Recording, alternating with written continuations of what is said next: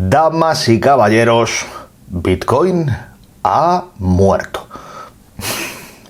Aunque no estéis dentro del mundo cripto, seguro que habéis visto en los telediarios las últimas noticias. La quiebra de FTX, el segundo mayor exchange del mundo. Y eso, unido a la complicada situación macroeconómica que vivimos en todo el mundo, sí, Bitcoin ha fallecido. Otra vez. Y con esta ya van 465 veces en las que es declarado muerto. Madre mía, que tiemblen los gatos. Esto sí que está en hervidas. Bienvenidos a Mono Street. Pasa y ponte cómodo.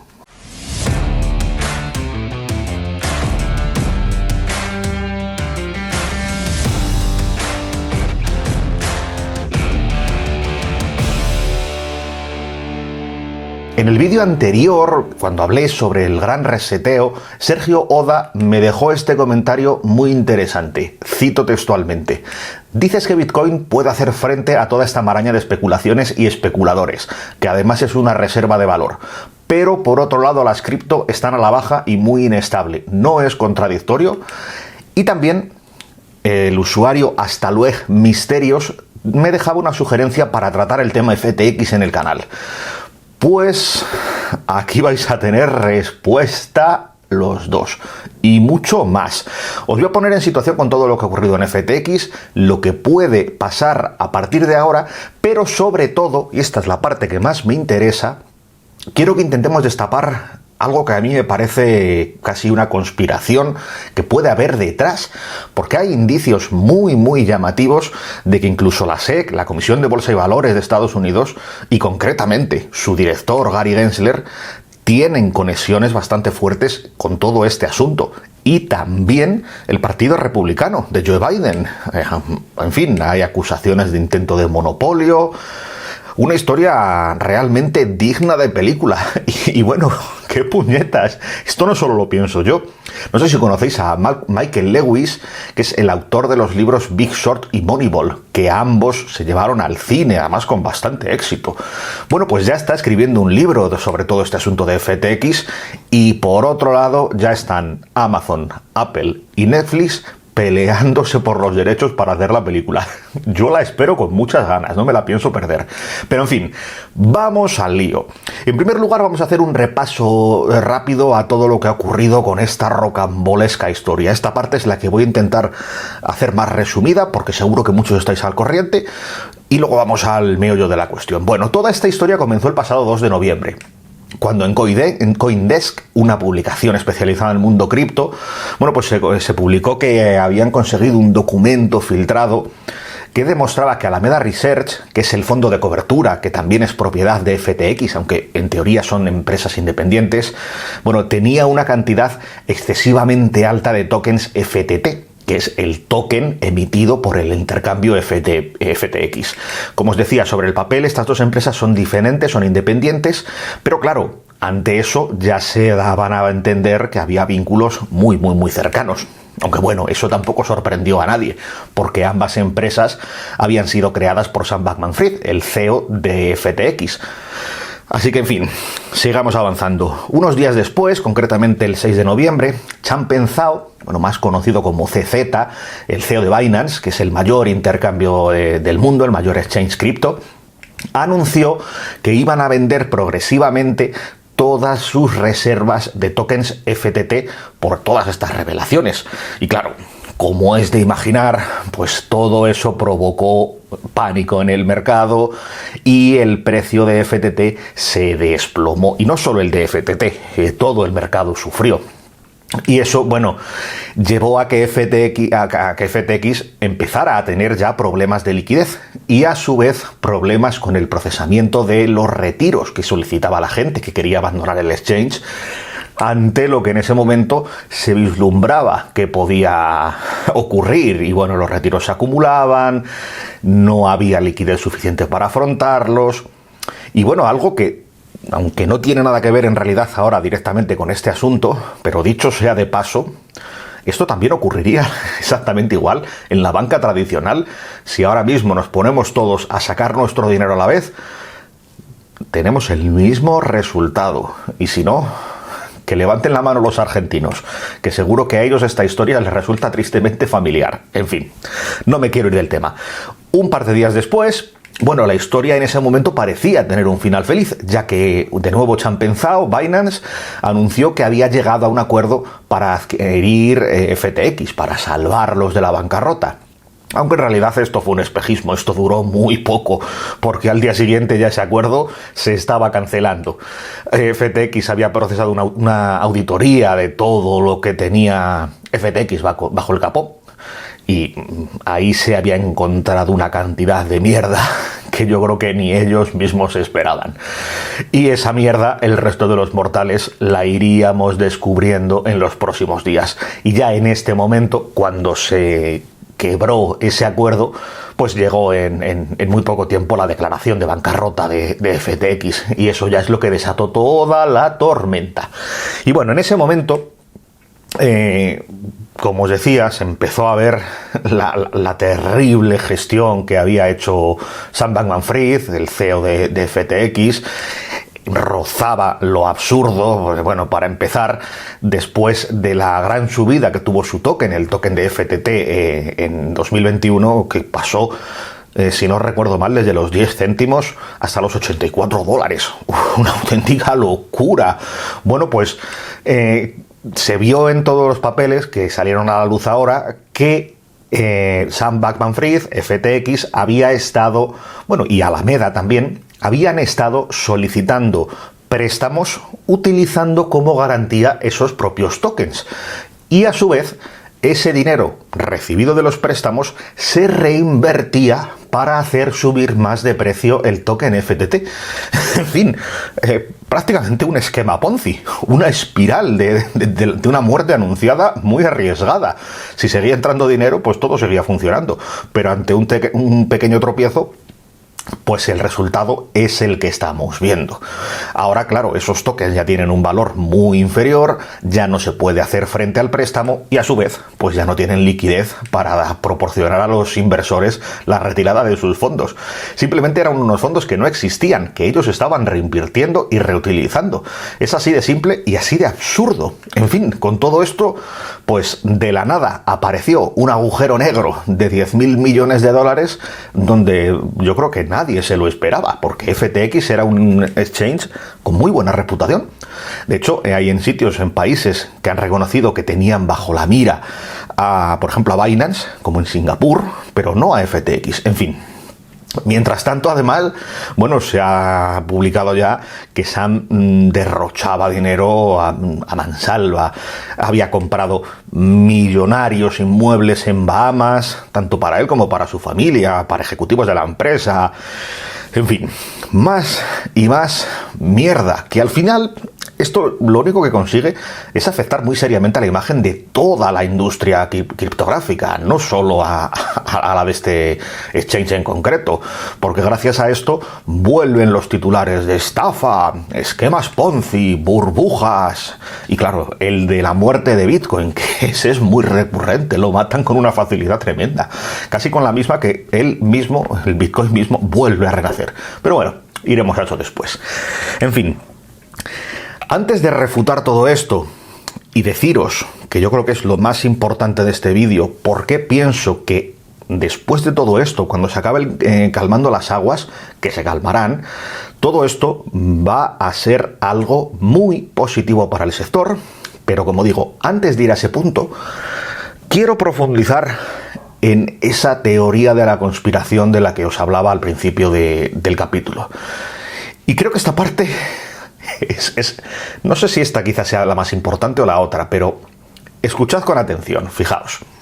Hay pruebas, por una parte, de que Gary Gensler, el presidente de la Comisión del Mercado de Valores, de la SEC de Estados Unidos, se había reunido con Sam Bankman antes de la quiebra. Gensler y Bankman parece ser que estaban trabajando juntos y tenían la vista puesta en la futura regulación criptoestadounidense, un tema que se lleva ya bastante tiempo tratando. Y lo que querían era básicamente obtener un monopolio regulatorio. Todo esto fue además destapado por el congresista republicano Tom Emmer. Esto lo publicó el 10 de noviembre. Y yo he ido un poquito más allá. porque para entender de dónde vienen estas conexiones entre Bachmann y Gensler, vamos a analizar un poquito la implicación política de su familia, y concretamente la de sus padres. Ya que, por una parte, tenemos a su padre, que es un profesor de Derecho de Stanford, una reputada universidad estadounidense, y que además ya tenía ciertos vínculos políticos porque había redactado una legislación fiscal para la senadora Elizabeth Warren, de quien os hablaré también un poquito más tarde. Y luego, por otro lado, tenemos a su madre, que es la líder de un grupo llamado Mind the Gap. Este grupo se dedica a recaudar dinero de la industria tecnológica para el Partido Demócrata. Y por otro lado, además, el propio Gary Gensler también tiene fuertes vínculos con el Partido Demócrata, ya que, si no lo sabéis, fue presidente de finanzas en la campaña presidencial de Hillary Clinton.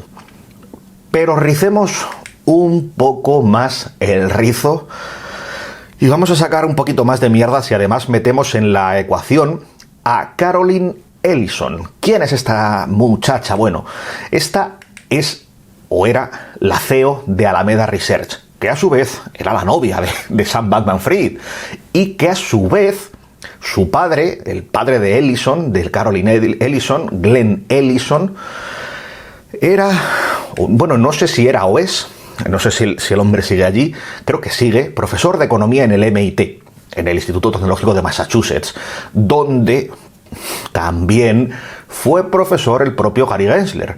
Y, dicho sea de paso, este hombre, Glenn Ellison, en aquella época fue el jefe de Gary Gensler, y bueno, se ha visto que desde entonces iniciaron una buena relación que dura hasta el día de hoy, es decir, el vínculo está ahí, muy presente. Al final, bueno, todo esto concluye en una prueba, creo que es irrefutable, y es que Sam Bankman se convirtió en el segundo mayor donante del Partido Republicano, donó cientos de millones de dólares a la campaña presidencial de Joe Biden. Y en fin, no deja de ser curioso, además, que todas estas conexiones políticas de FTX, de Alameda, sean precisamente con el Partido Demócrata, con gente como quien os citaba antes, la senadora Elizabeth Warren, que es una senadora que se ha declarado abiertamente anticripto y especialmente es muy crítica y muy contraria a la minería de Bitcoin. No deja de ser peculiar que el dueño de una empresa de cripto tan grande precisamente se acerque a este sector de la política. Bueno, además, bueno, todo esto ya sí que no sé muy bien cómo tomármelo, pero yo os lo cuento para que saquéis vuestras conclusiones. Todo esto además se ha destapado en un momento muy crítico y muy... Bueno, básicamente lo que está ocurriendo ahora mismo y lo que ocurrió prácticamente el día de la bancarrota es que los índices de la bolsa por un lado y de mercados criptográficos por otro se fueron en dirección contraria, algo que había ocurrido muy pocas veces, ya que llevan una correlación bastante estrecha en los últimos tiempos. Lo de las bolsas es muy fácil de entender. Estas posiblemente estén iniciando un rally navideño ante las previsiones de menores subidas de interés de tipos por parte de la Reserva Federal, del amigo Jerome Powell.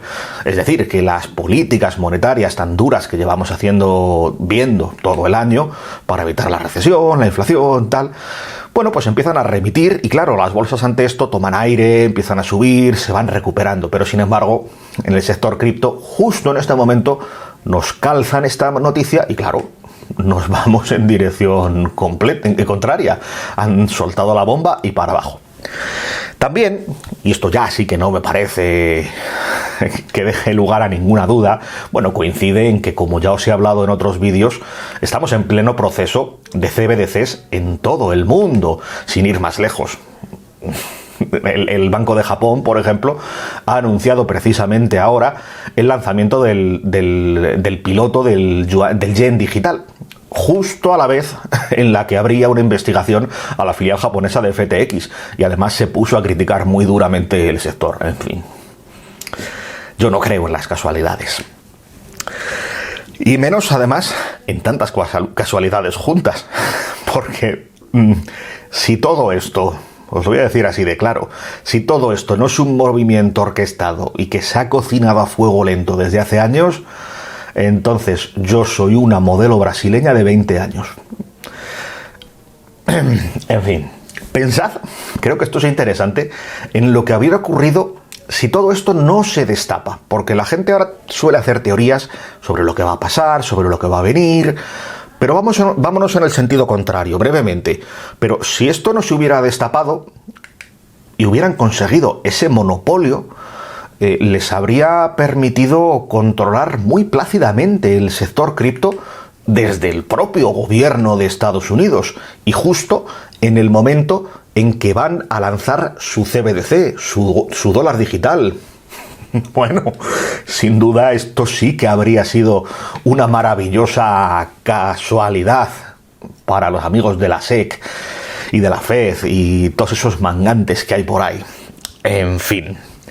Pero bueno, llegados a este punto, ya está la mierda expuesta, ya podéis sacar vuestras propias conclusiones, y ahora lo que quiero hacer es precisamente responder a la pregunta de Sergio, ya que a pesar de todo esto, sigo completamente convencido pensando que Bitcoin puede hacer frente a todas esas especulaciones y especuladores, como él decía, y de hecho incluso voy un poco más allá. Creo que todo esto que está ocurriendo, que ha ocurrido, es algo bueno para el sector cripto, porque es evidente que nos hemos librado de una bomba de relojería. Esto estaba oculto en pleno corazón del sector, y al final esto está consiguiendo que se haga una limpieza muy profunda, que sí, que está siendo muy dolorosa, pero al final, visto lo visto, creo que era muy necesaria. Pero para argumentar todo esto, os voy a dar 4 puntos importantes. Vamos a ellos. El primero: esto, por una parte, no es ni mucho menos lo peor que le ha pasado al sector cripto y ni a Bitcoin en toda su historia, que es lo que nos parecen querer hacer creer muchos titulares alarmistas, en fin, muchos periódicos hacen clickbait mejor que muchos youtubers. Y esto te lo demuestro simplemente solo con un ejemplo, aunque podría citar muchos más. Pero hablo del colapso de MTGOX. Esto fue en el año 2014. MTGOX era en aquel momento el mayor exchange de cripto de aquella época y controlaba casi el 50% del mercado. Sin embargo, a día de hoy FTX controla poco más del 10%. Está entre un 12 y un 13%, depende de dónde mires el dato. Y además, en aquella época, 2014, pues era un mercado con una capitalización de mercado muchísimo más pequeña, era un mercado mucho más débil, no había inversores institucionales dentro como si hay ahora, y sin embargo el mercado se recuperó de aquello. Fue un duro golpe en el momento, evidentemente. Yo no estaba en aquel momento en el mercado, no lo viví, pero he leído mucho sobre ello, y no hay más que ver las gráficas. Todo se acabó levantando y recuperando.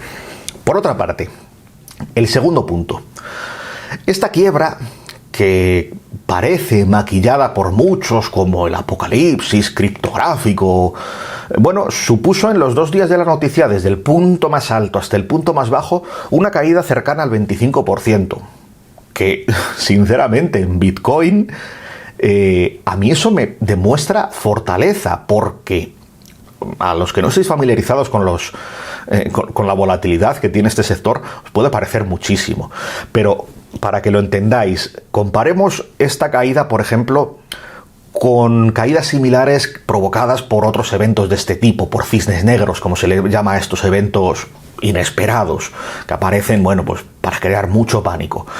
Y de hecho, para esto, pues no me tengo que ir muy lejos, lo podemos incluso encontrar este mismo año, que este año hemos tenido varios cisnes negros de este estilo. Y, por ejemplo, otro que también fue muy sonado fue el colapso de Terra Luna.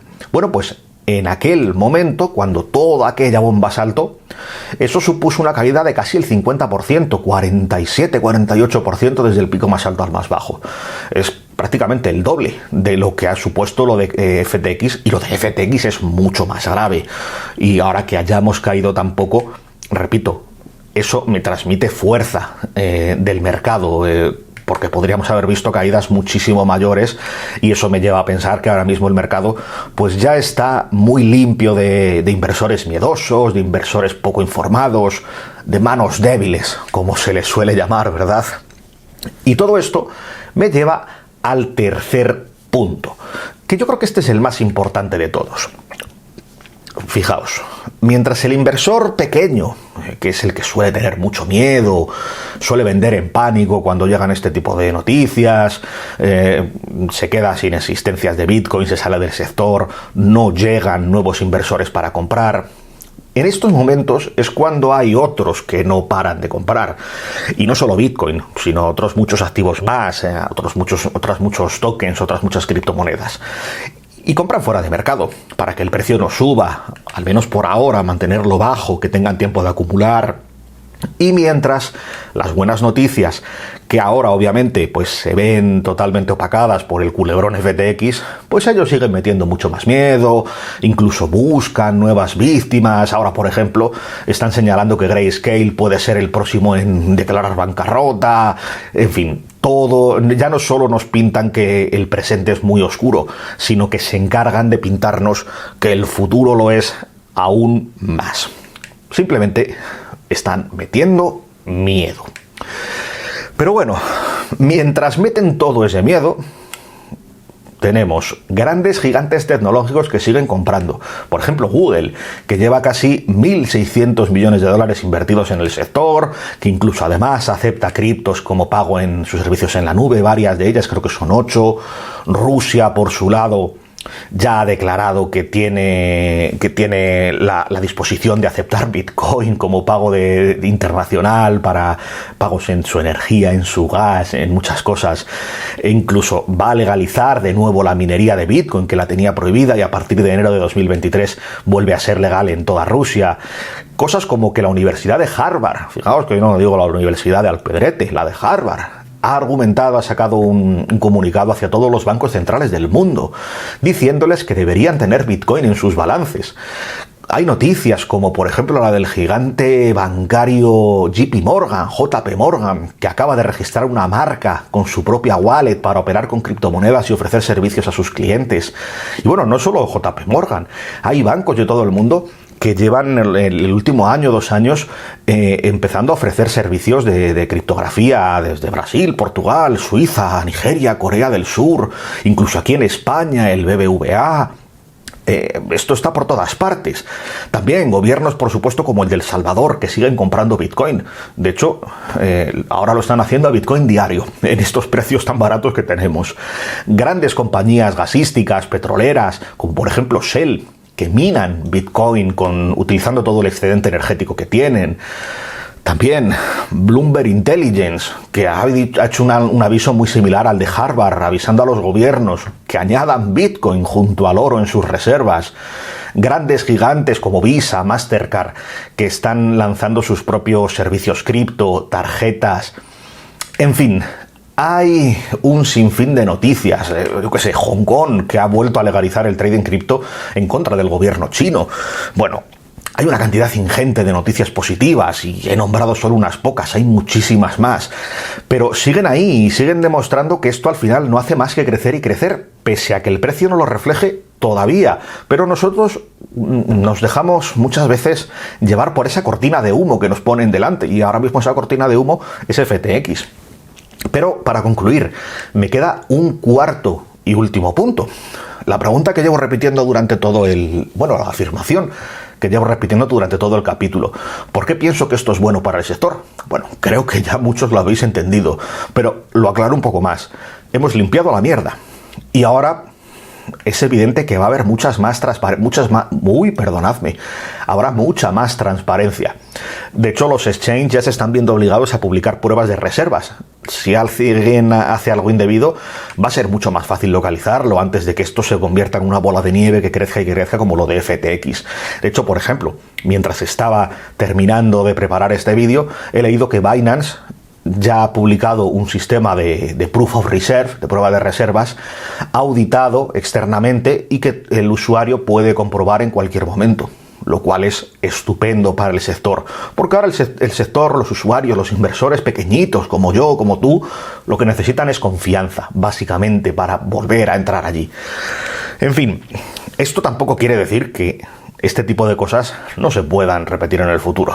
Pues sí, es posible que lo vuelvan a hacer, porque al final esto sigue siendo un mercado joven, es un mercado inmaduro, pero es cierto que cada vez lo es menos. Ojo, que esta frase se suele repetir mucho. Cada vez lo es menos. Y también creo, y no solo en esto, creo que esta frase es muy aplicable a muchos aspectos de la vida. De estas situaciones se aprende mucho. Y son esa típica situación de la que se dice, si no acaba contigo, te hace mucho más fuerte. Y yo creo que esto va a ser un buen ejemplo.